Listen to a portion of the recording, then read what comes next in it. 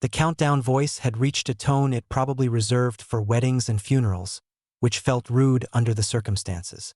The human veteran listened to it echo through the execution chamber and wondered, not for the first time, whether alien civilizations learned cruelty from a shared manual or just arrived at it naturally. He sat with his wrists locked in a field that tingled like static regret, boots planted on a floor that pulsed faintly with power. At least they had cleaned the blood from the last occupant. He appreciated the effort. War had taught him patience, captivity had refined it, and waiting to die had perfected it into something almost peaceful. Almost. His mind drifted, then circled back, then stalled on petty observations, like how the guards always stood too far from the blast shield, or how the execution machine hummed slightly off-key. He considered complaining. No one enjoys their final moment accompanied by bad music. The voice reached the final interval. A few guards leaned forward, eager in the way of beings who had never been on the wrong end of a rifle. The human inhaled slowly, exhaled, and decided that if the universe insisted on killing him today, it would have to do it without getting a reaction. He pictured the look on his old unit commander's face if he could see this moment. Probably something between pride and irritation. Then the chamber doors failed in a way that sounded expensive. Metal screamed. Alarms abandoned all dignity. The countdown voice choked, restarted, then gave up entirely. A shadow crossed the floor, deliberate and unhurried, as if whoever entered had scheduled this interruption weeks in advance and refused to be rushed. The guards turned, weapons half-raised, mouths forming orders they would never finish. She walked in as though executions were an inconvenience rather than a spectacle. Her long ears angled slightly backward, an unmistakable sign of irritation, and her gaze moved from guard to guard with professional boredom. When she spoke, her voice carried the mild annoyance of someone correcting a clerical error. She stated that the human was her lawful capture, cited a statute none of them had heard of, and suggested they step aside before she started invoicing damages. Someone fired. This was a mistake.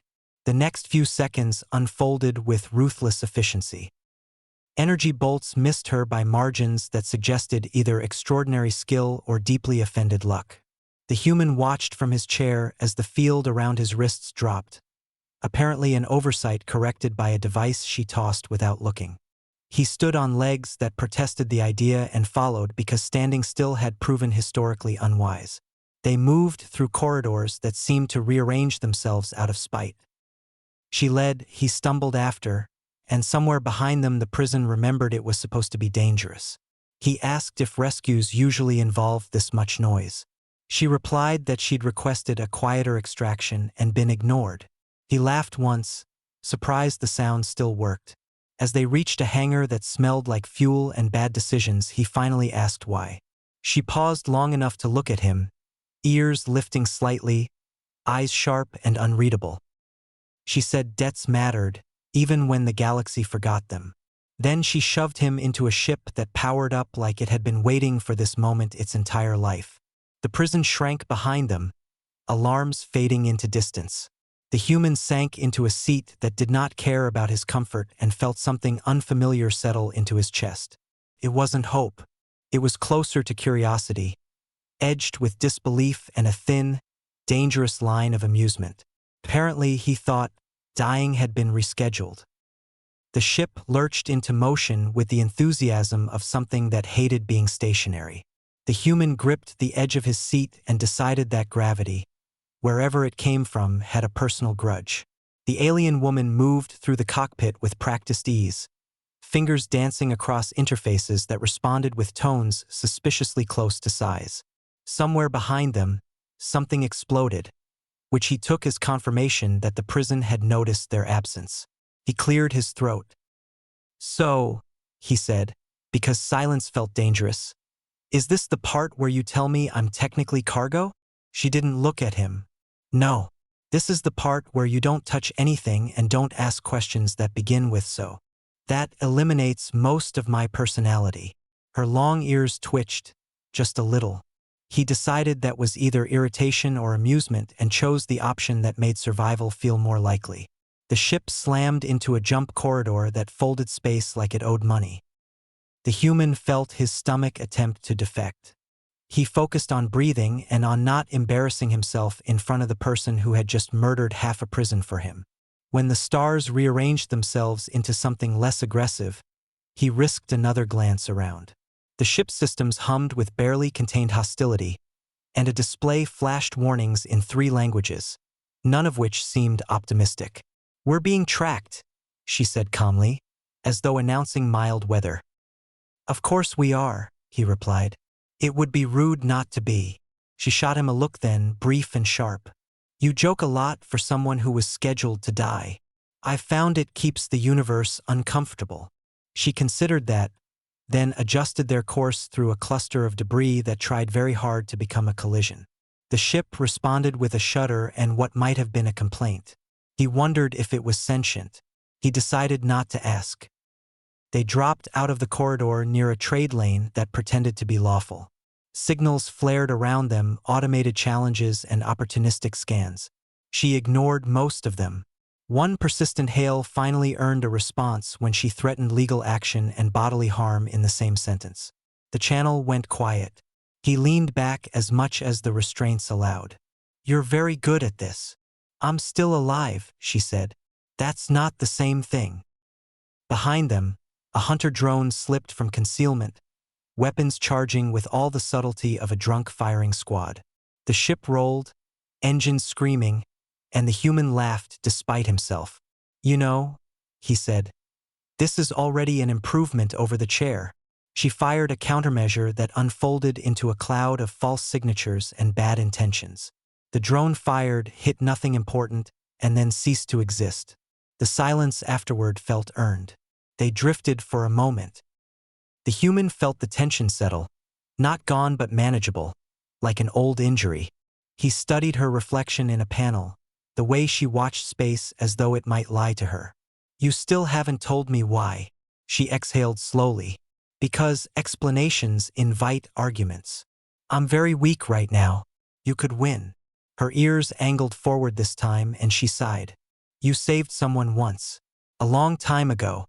You don't remember it because humans rarely do." He frowned. Memories stirred, half-formed, buried under years of war and noise. A battlefield that wasn't his. A choice that had seemed obvious at the time. "People say thank you," he said quietly. "People forget," she replied. "Debts don't." The ship angled toward open space, pursued by nothing for the moment. The human closed his eyes and let the engine's vibration remind him he was moving, not waiting. Whatever this was, whatever came next, it wasn't an execution. He smiled faintly. "Well," he said, "I suppose I should apologize in advance. I have a habit of attracting trouble." She accelerated. "Good," she said. "So do I." The last pursuit began the way most disasters did, quietly and with paperwork. A coalition patrol flagged their ship for inspection, citing overlapping warrants, disputed ownership, and something about excessive escape velocity. The human read the notice and laughed until it hurt. "I was executed for less than this." She routed power, her ears lifting as the ship complied with enthusiasm. "That's because you didn't have a lawyer." The patrol didn't appreciate the joke. They came in fast, ships fanning out, weapons locking with a confidence that suggested numbers rather than skill. The human felt the old reflexes stir, the part of him that measured angles and exits without asking permission. He strapped himself in and started pointing out firing solutions before realizing he was doing it. She noticed. She always noticed. "You're better than you think you are," she said. "I used to be," he replied. "Then I spent some time waiting to die." "That's a bad habit," she said, and cut engines.